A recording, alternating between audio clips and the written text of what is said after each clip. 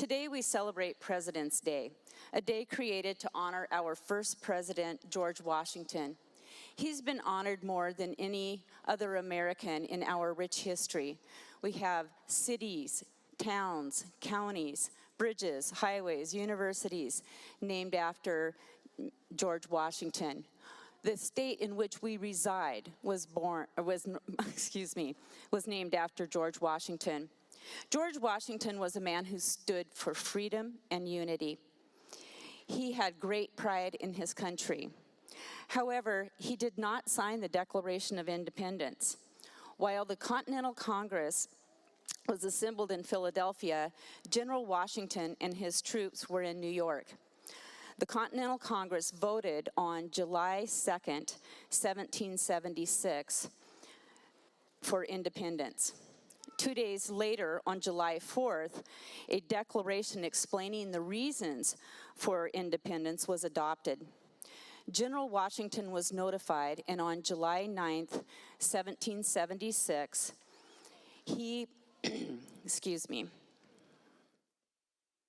thousands of Continental soldiers had come to New York from Boston to fight to protect New York City. He ordered them to march to Lower Manhattan. General Washington had ordered them to assemble at 6 o'clock to hear a declaration approved by the Continental Congress, calling for American independence from Great Britain. Washington, like many others in the Army, were waiting for this declaration.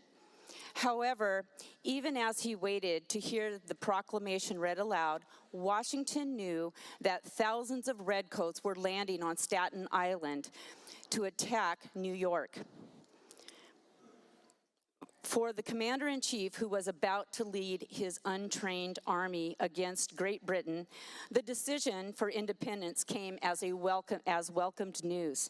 He and his troops were not merely fighting to protect their colonies, but they were fighting to create a new nation. Washington stood amongst his troops as the Declaration of Independence was read. Madam Speaker, permission to read a portion of the preamble of the Declaration of Independence? Please proceed. Yes. We hold these truths to be self-evident, that all men are created equal, that they are empowered by their Creator with certain unalienable rights, that among these, life, liberty, and the pursuit of happiness. That to secure these rights, governments are instituted among men, deriving their just powers from the consent of the governed. That whenever any form of government becomes destructive of these ends, it is the right of the people to alter or abolish it, and to institute new government, laying its foundation on such principles and organizing its powers in such form as to them shall seem most likely to affect their safety and happiness. Washington's army was described as a ragtag group of ordinary folks. They were from different trades and different ages. They were from different parts of the country. To say that they endured hardship is a great understatement. Washington's ability to unify his soldiers was a testament to his leadership. They marched without boots, blankets, or food. Their feet left trails of blood in the snow, and yet they followed him. And ultimately, they prevailed, creating a new nation of ordinary, dedicated people to the life, liberty, and pursuit of happiness. Washington wasn't perfect, none of us are, but he wanted to make a more perfect union. He went on to serve 2 terms as president.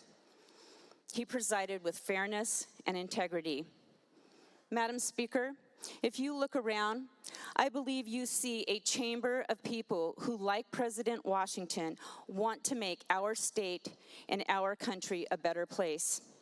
Both Abraham Lincoln and Ronald Reagan called our nation the last best hope of man on earth. because of its freedom. So, on this President's Day, let us honor and celebrate our first president and all the presidents that followed, that strived for a free, united, and a great place for us to call home. As lawmakers here in Washington, it is our duty and privilege to honor our previous leaders by upholding fairness and integrity that our nation, our state, and our communities deserve. Thank you for the support of this resolution.